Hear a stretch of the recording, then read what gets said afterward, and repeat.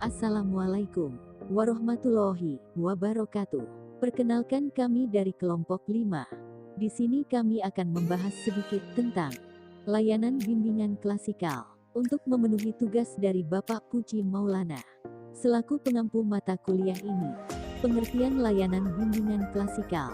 Menurut Santoso, bimbingan kelas atau klasikal adalah program yang dirancang menuntut konselor untuk melakukan kontak langsung dengan para peserta didik di kelas. Secara terjadwal, konselor memberikan pelayanan bimbingan kepada para peserta didik. Fungsi layanan bimbingan klasikal. 1.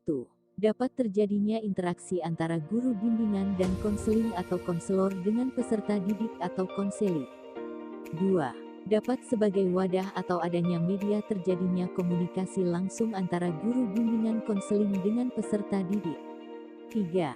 Dapat terjadinya kesempatan bagi guru bimbingan konseling melakukan tatap muka, wawancara dan observasi terhadap kondisi peserta didik dan suasana belajar di kelas. 4.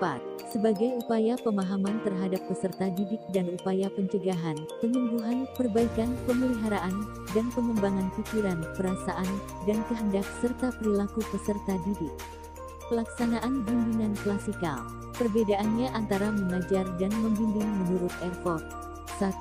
Layanan bimbingan klasikal bukanlah suatu kegiatan mengajar atau menyampaikan materi pelajaran sebagaimana mata pelajaran yang dirancang dalam kurikulum pendidikan di sekolah.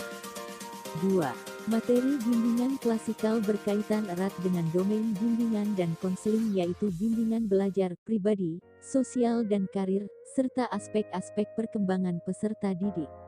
3. Guru mata pelajaran dalam melaksanakan tugasnya adalah menyelenggarakan pembelajaran yang mendidik, dan tugas guru bimbingan dan konseling atau konselor adalah menyelenggarakan layanan bimbingan konseling yang memendirikan peserta didik atau konseli. Langkah-langkah bimbingan klasikal. 1. Melakukan pemahaman peserta didik, menentukan kelas layanan, menyiapkan instrumen pemahaman peserta didik, pengumpulan data, analisis data, dan merumuskan pemahaman. 2.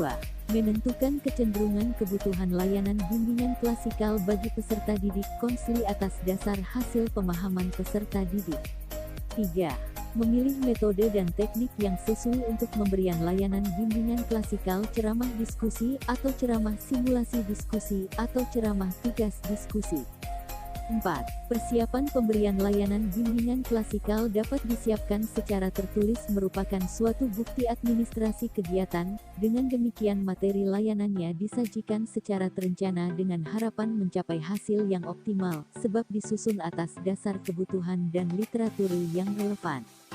5. Memilih sistematika persiapan yang dapat disusun oleh guru bimbingan dan konseling atau konselor, dengan catatan telah mencerminkan adanya kesiapan layanan bimbingan klasikal dan persiapan diketahui oleh koordinator bimbingan dan konseling dan atau kepala sekolah.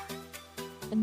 Mempersiapkan alat bantu untuk melaksanakan pemberian layanan bimbingan klasikal sesuai dengan kebutuhan layanan.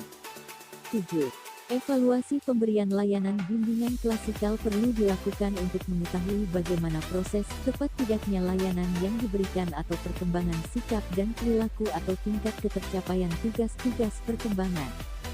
Demikian yang bisa kami sampaikan. Kurang lebihnya mohon maaf. Kami ucapkan terima kasih. Wassalamualaikum warahmatullahi wabarakatuh.